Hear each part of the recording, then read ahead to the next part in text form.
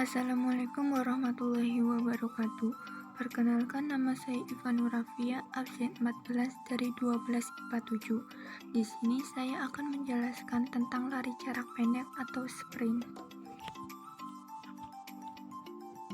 Lari jarak pendek atau sprint adalah salah satu jenis lari yang dilakukan dengan kekuatan dan kecepatan penuh sepanjang garis lintasan dari start hingga finish, di mana pemenangnya ditentukan berdasarkan catatan waktu yang paling singkat.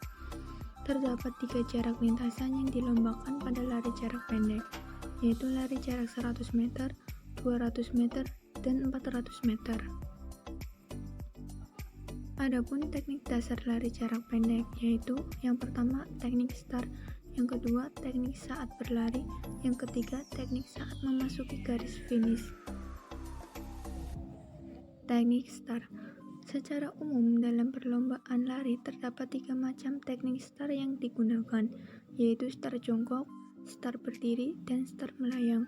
Namun khusus untuk lari jarak pendek, teknik start yang digunakan adalah teknik start jongkok. Adapun jenis teknik start jongkok yaitu yang pertama start pendek, yang kedua start menengah, yang ketiga start panjang. Menurut Pompa 1999, terdapat 3 urutan atau langkah-langkah teknik start lari jarak pendek. Yang pertama, aba-aba bersedia. Caranya, pelari harus meletakkan kedua kaki pada blok start serta mengarahkan pandangan lurus ke depan.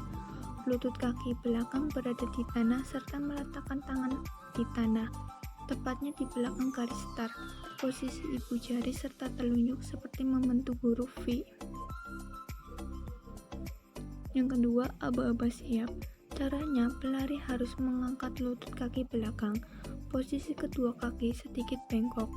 Lutut depan membentuk sudut 90 derajat dan lutut belakang 110 hingga 120 derajat. Posisi pinggul lebih tinggi daripada bahu. Posisi lengan juga harus tetap lurus dan tetap arahkan pandangan fokus ke depan. Yang ketiga, aba-aba mulai atau ya. Caranya, pelari harus mengangkat kedua tangan dari tanah, kaki belakang melangkah maju dan kaki depan diluruskan, kemudian berlari sekencang mungkin. Teknik saat berlari.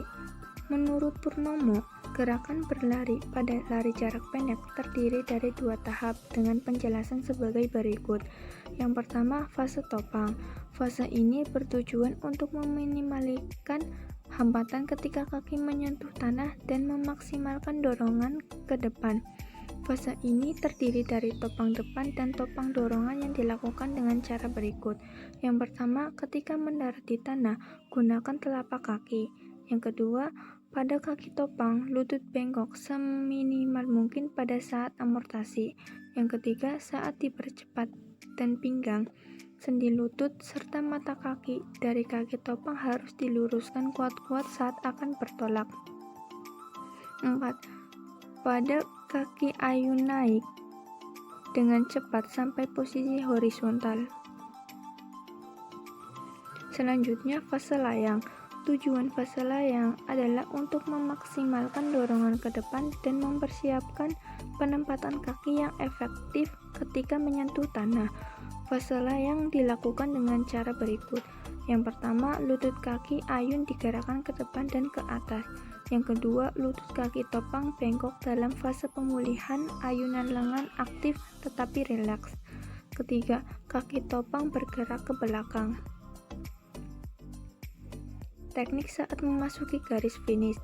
Untuk mencapai garis finish terhadap 4 teknik yaitu: yang pertama, tetap berlari tanpa mengubah sikap.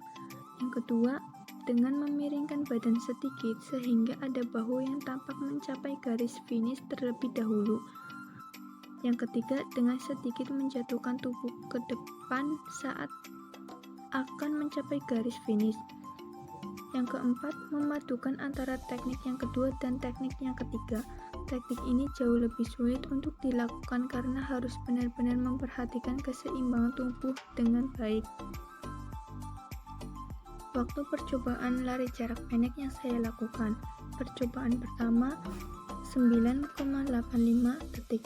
Percobaan kedua 10,26 detik. Yang ketiga percobaan ketiga 10,40 detik.